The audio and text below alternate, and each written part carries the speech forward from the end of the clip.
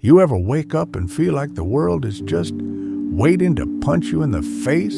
Emails, bills, coworkers, deadlines, and that one tiny voice in your head saying you're not doing enough, fast enough, or well enough? Yeah, I've been there. We all have. But what if I told you there's a way to walk through that same storm and feel absolutely centered, calm, grounded, like nothing could knock you off balance? Today, we're talking about 3 Stoic habits that, if you actually practice them, will make you mentally unshakable. And stick around, because at the end, I'll give you a simple way to start each one immediately, no matter where you are in life. Habit 1, negative visualization. There's a Stoic practice called negative visualization, and it's not about being pessimistic. It's about building mental armor. First, it prepares your mind. When you deliberately imagine something going wrong, losing your job, getting rejected, something breaking down, you're not wishing for it. You're rehearsing. So when life throws a real punch, your nervous system doesn't short circuit. You've already seen it. You've already faced it and decided who you'll be when it happens. That's power. Marcus Aurelius, the philosopher king of Rome, lived through plagues, wars, and betrayal in his own court. Instead of ignoring the dangers, he faced them in his mind before they arrived. Before a battle, he pictured defeat.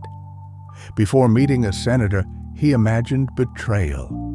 In meditations, he reminded himself every morning, "Today I will meet interference, ingratitude, insolence, disloyalty, ill will, and selfishness. None of them can harm me."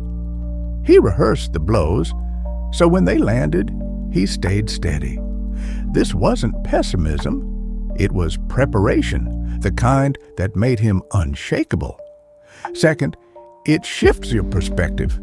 When you picture losing what you have, your health, your partner, your roof, something strange happens.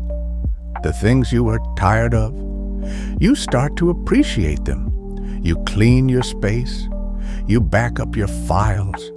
You treat your life like it matters because you see its fragility, not just its flaws. And that's what breaks the cycle of despair. Negative visualization trains your mind to absorb shocks and focus on what's real.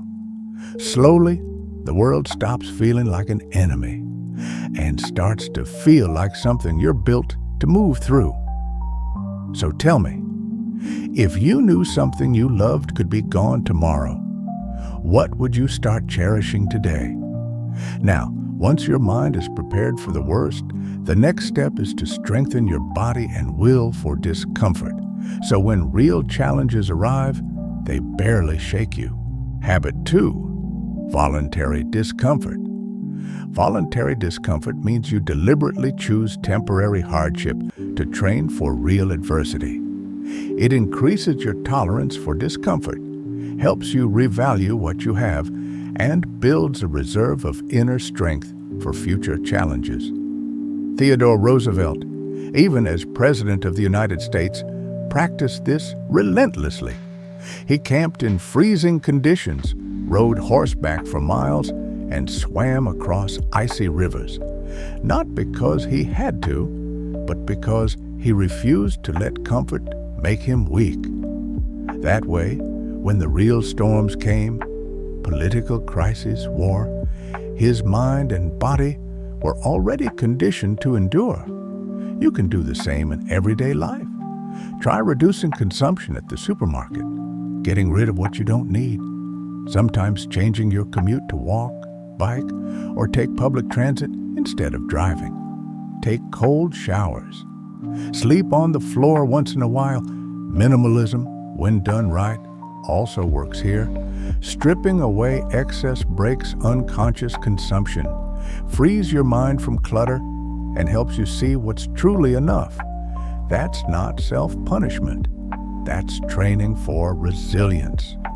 If you had to give up one modern comfort for a week, which would challenge you the most? And here's the thing.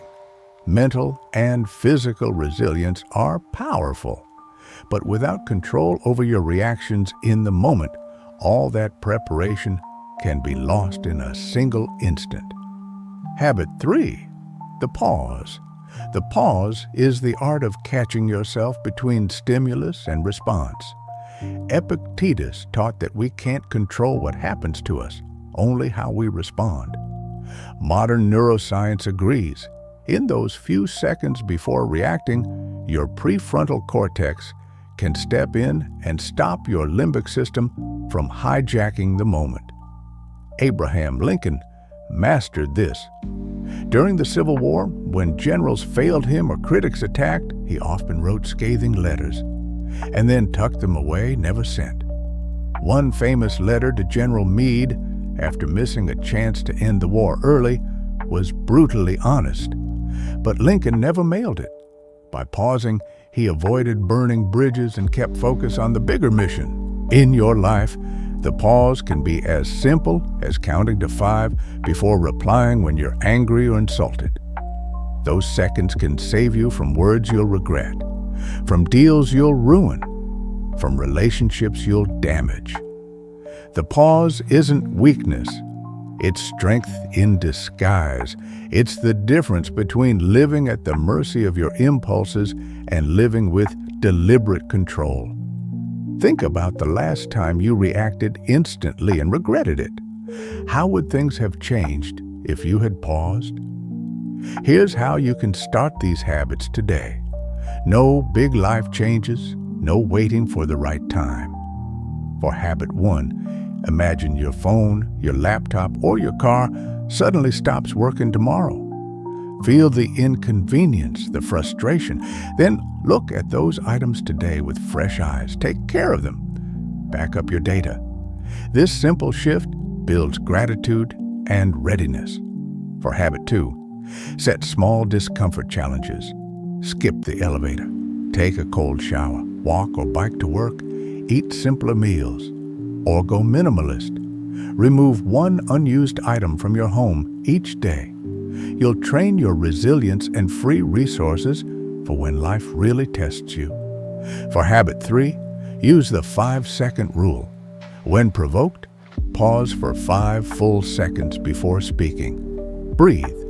Let your thinking brain catch up to your feeling brain. You'll be amazed at how many conflicts you prevent and how much respect you earn.